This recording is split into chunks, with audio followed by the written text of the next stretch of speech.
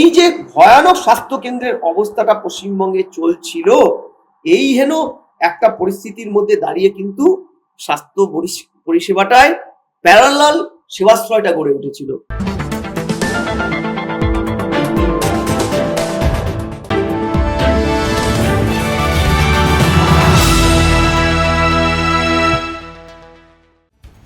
রাজনীতির রং বদলালেই কি বদলে যায় অতীত, নাকি দল বদলের সঙ্গে নতুন দলে ঢুকে পড়ে পুরনো বিতর্ক?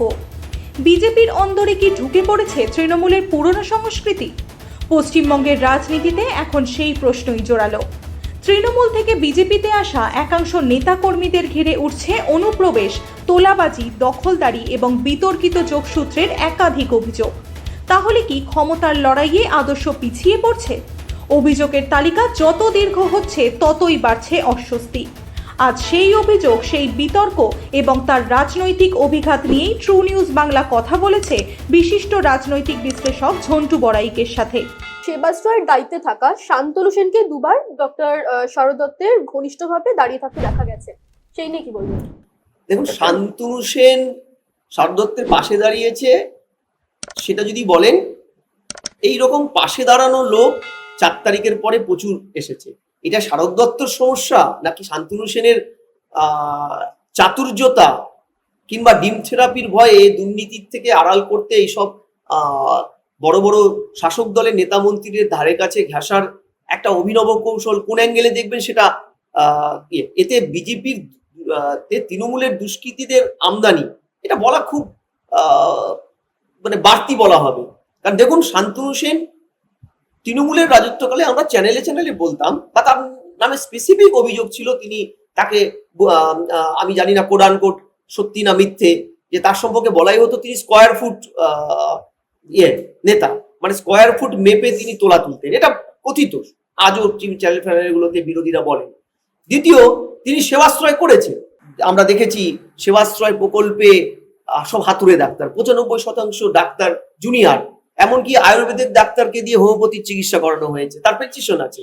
হোমিওপ্যাথি ডাক্তার অ্যালোপ্যাথির চিকিৎসা করছেন, এটা হতে পারে না, আমি অ্যালোপ্যাথি বা হোমিওপ্যাথিকে ছোট করছি না, তারাও রেকগনাইজ, কিন্তু প্রত্যেকের ক্ষেত্রটা আলাদা। সেবাশ্রয় পিডিপি এনডিটি যে আইন 1994 সালে, সেই আইনটাকে বুড়ো আঙ্গুল দেখিয়ে আল্ট্রাসাউন্ড মেশিন যেটা দিয়ে সেক্স ডিটারমিনেশন করে, হাইলি রেস্ট্রিক্টেড, ওটা সরকারি তত্ত্বাবধানে থাকে, এমনকি প্রাইভেট নার্সিংহোম দেখবেন উপরে লেখা থাকে সেক্স ডিটারমিনেশন করা হয় না, অঙ্গীকার করা হয়, ওটা আইন আছে, সেটাকে বুড়ো আঙ্গুল দেখিয়ে ওইসব আল্ট্রাসাউন্ড মেশিন নিয়ে গিয়ে ওখানে ক্যাম্পে নিয়ে যাওয়া হয়েছিল। এমনকি রেডিও অ্যাক্টিভিটি যেটা পরিবেশে ছড়িয়ে যাওয়ার একটা ভয় থাকে, যোগ্য টেকনিশিয়ান ছাড়া ওটাকে হ্যান্ডেল করা যায় না, সেটা নিয়ে যাওয়া হয়েছিল। এই যে ভয়ানক স্বাস্থ্য কেন্দ্রের অবস্থাটা পশ্চিমবঙ্গে চলছিল, এই হেন একটা পরিস্থিতির মধ্যে দাঁড়িয়ে কিন্তু স্বাস্থ্য পরিষেবাটায় প্যারালাল সেবাশ্রয়টা গড়ে উঠেছিল।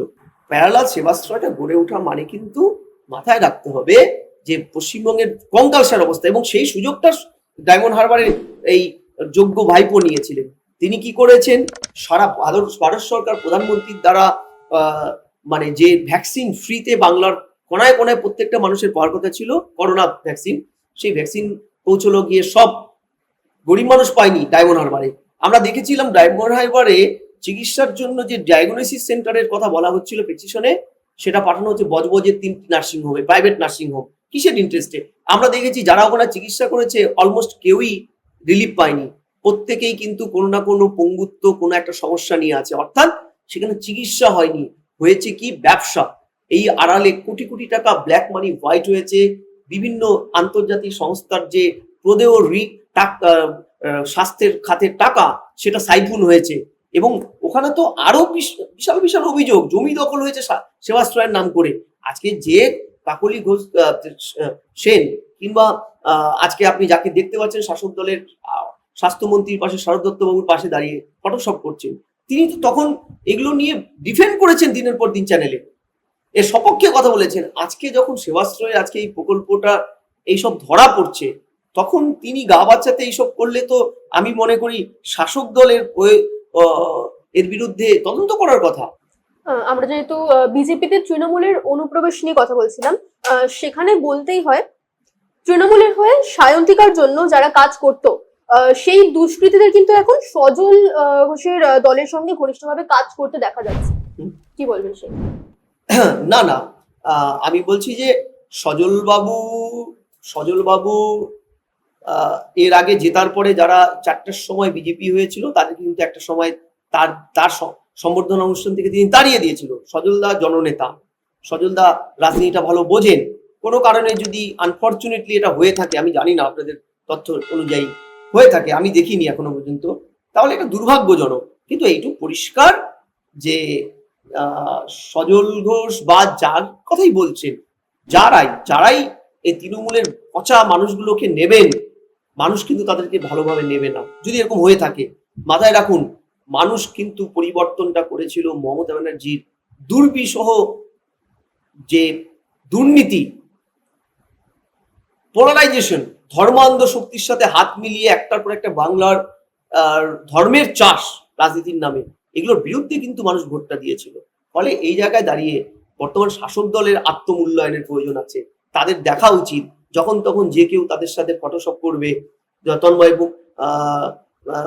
ভট্টাচার্য চলে যাবেন, প্রাক্তন বাম নেতা হট করে চলে যাবেন কোনো বিজেপি নেতার সাথে ফটোশপ করতে এবং ফেসবুকে পোস্ট করে আবার বার্তা দেবেন যে আমার কিন্তু ইয়ে হয়ে গেছে, সাইড পাল্টে গেছে, আমি এখন ভালো সিপিএম বা ভালো তৃণমূল। এটা কিন্তু চলবে না, কারণ মানুষ কিন্তু এদেরকে তার হৃদয় থেকে বের করে দিয়েছেন। এদেরকে যারা পাশে বসাবেন তাদেরকেও হৃদয় থেকে বের করতে মানুষের সময় নেবেন। ভালো তৃণমূলের কথা যখন বললেন, তাহলে বলি ঋতব্রত দলের হয়ে জাভেদ খান বিজেপির সঙ্গে সমন্বয়ের কাজ করছেন, অথচ দেখা যাচ্ছে জাভেদ খানের বিরুদ্ধে বেআইনি নির্মাণের অভিযোগ বিজেপি কিন্তু তুলেছিল। না না, পরিষ্কার আমি একটা কথা বলছি যে জাভেদ খান বলুক, ফিরহাদ হাকিম বলুক, বা যারা এই শিবিরগুলোতে গিয়ে মুখ লুকিয়ে দেখছি আমি আপাতত তারা বাঁচছেন, ডিম থেরাপি, জঘন্য একটা থেরাপি, আমি বলছি এটা সমর্থনযোগ্য নয়। কিন্তু মানুষের জনরস থেকে বাঁচা, দুর্নীতির আঁচ থেকে নিজেকে বাঁচানোর, এতে কিন্তু এদের কোনো ক্ষতি হচ্ছে না। আবার বলছি, এদের কোনো ক্ষতি হচ্ছে না, সামান্য এদের জাভেদ খানের কোনো ক্ষতি, জাভেদ খান এমন সবাই জানে। ক্ষতিটা কার হচ্ছে জানেন? ক্ষতিটা হচ্ছে শাসক দলের। নিজের অজ্ঞাত সারেই শাসক দল এদেরকে আশ্রয় দিয়ে, মানে আমি বলছি শাসক দল ইচ্ছা করে হয়তো আশ্রয় দিচ্ছে না, শাসক দলের নাম ভাঙিয়ে এরা পলিটিক্যাল আশ্রয় নিয়ে কিন্তু নিজেদের বাঁচাচ্ছে, শুধু নয় শাসক দলের মুখটা কিন্তু পোড়াচ্ছে। কারণ মানুষ কিন্তু 15 বছর বা 34 বছর বা 30 বছরের কংগ্রেস, 34 বছরের বাম, কিংবা 15 বছরের তৃণমূলের স্বৈরাচারিতার বিরুদ্ধে যখন মানুষ উত্তর দিয়েছে, মানুষের সময় লাগবে না নতুন সরকারের বিরুদ্ধে উত্তর দিতে এগুলো করলে। বর্তমান পঞ্চায়েত সমিতির প্রাক্তন কর্মাধ্যক্ষ স্বরূপ রানা বিজেপি নেতাদের 50 লক্ষ টাকা তোলাবাজির চাপে আত্মহত্যা করেছেন বলে অভিযোগ। আমি জানি না, এই তথ্যগুলো আমার কাছে নেই। দেখুন, আমি তো রাজনীতির লোক নই, আমি পেপার পত্রিকার লেখাতেও আমি সেইভাবে করবো না। আগে নিজে জানি সত্যিকারের যদি হয়ে থাকে, সরকার তো অবশ্যই মুক্ত মনে বলছেন জিরো টলারেন্স। যেমন বারুইপুরের মেয়েটির ওই রকম একটা নির্মম ঘটনার পরে সরকার কিন্তু রাস্তায় নেমেছে। সরকার কিন্তু বলেছে যে এদের বিরুদ্ধে যত ভয়ানক ক্যাপিটাল পানিশমেন্ট দেওয়া যায় দেব। ফলে এই ঘটনাগুলো আপনারা মিডিয়ার, রেসপন্সিবল মিডিয়া, আপনারা তুলে আনছেন। সত্যি মিথ্যা আপনারাই ভালো জানবেন। আমি যেহেতু সিরিয়াসলি জানি না, ফলে জানলে অবশ্যই আপনাকে উত্তর দিতাম। তবে এই ধরনের অভিযোগ আসলে অতি অবশ্যই রেসপন্সিবল মিডিয়া যেহেতু আপনারা তুলছেন, সরকার নিজে দেখে নেবে, বিচার করবে। আফটার অল এখন তো বলা হয় বিজেপি সরকার নয়, মানুষের সরকার। মানুষের সরকার মানুষের মতন করে বিচার করবেন।